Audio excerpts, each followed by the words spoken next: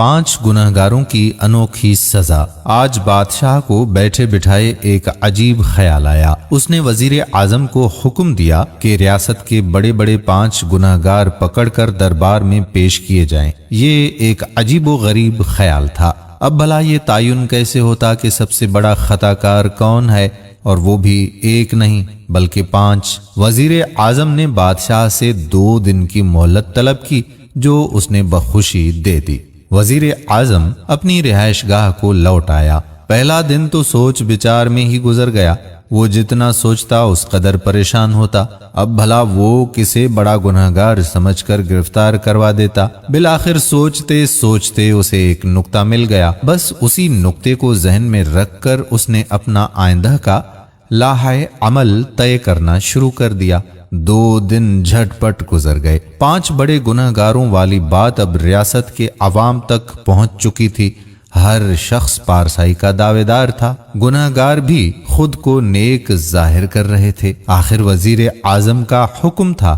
चुनाचे कोतवाल ने शहर भर से 5 बड़े गुनहगार पकड़ लिए। इन 5 गुनहगारों को देखने के लिए एक जम गफीर उमड़ आया।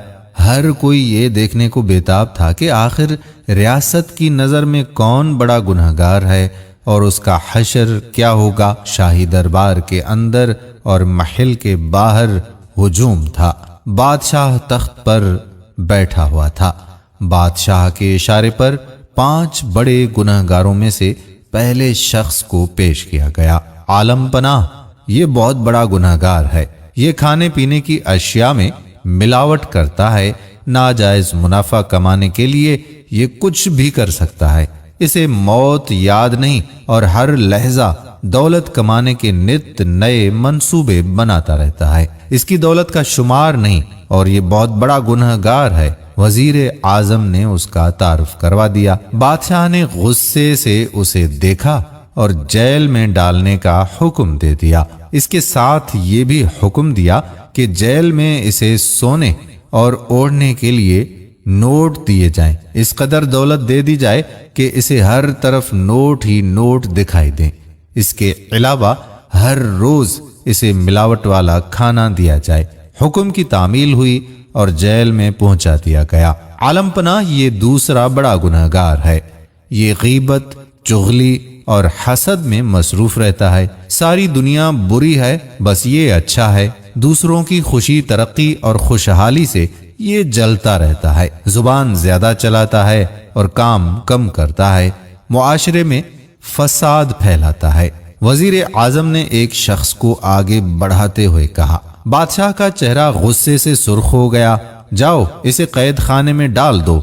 इसकी सजा ये है कि ये हर वक्त जुबान से बक बक करता रहे ताकि इसे फजूल बोलने की सजा मिल सके। जब ये खामोश हो तो कोड़े मार मार कर इसकी जुबान खोली जाए, हालांकि सिवाय अच्छी बात के कोई और बात इसके मुंह से ना निकले। बादशाह के हुक्म पर उसे भी कैद में डाल दिया गया। आलीजाह, ये तीसरा बड़ा गुनहगार है। ये राशि है, हालांकि इसे अच्छी भली तनख्वाह मिलती है, लेकिन अपने ओहदे से नाजायज फायदा उठाते हुए लोगों से जायज काम के भी पैसे बटोरता है। ये खुदा और उसके रसूल सल्लल्लाहु अलैहि वसल्लम के खौफ से बिल्कुल आरी है। वजीर आजम की इस बात पर बादशाह का पारा चढ़ गया। बादशाह ने हुक्म दिया कि इसे कैद खाने में डाल दिया जाए। इसको इस कदर दौलत दे दी जाए कि ये हर वक्त नोट गिनता रहे। जब इसके हाथ नोट गिनते हुए थक जाएं तो हाथों पर ज़रब लगाई जाए।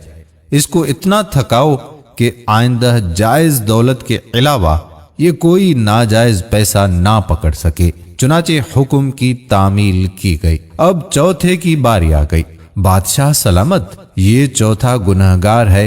ये वालिदैन का नाफरमान है, लोगों पर रहम नहीं करता, बच्चों पर शफकत नहीं करता, जुआ खेलता है और नाजायज काम करता है। इस मर्तबा भी बादशाह सख्त बरहम हुआ। हुक्म के मुताबिक उसे जेल पहुंचा दिया गया। उसको सजा मिली कि रोजाना उसके वालिदैन उसे कैद खाने में मुलाकात करेंगे और ये उनकी खिदमत करेगा। रोजाना 1000 बच्चे उससे मिलेंगे जिनके साथ ये शफकत से पेश आएगा और रोजाना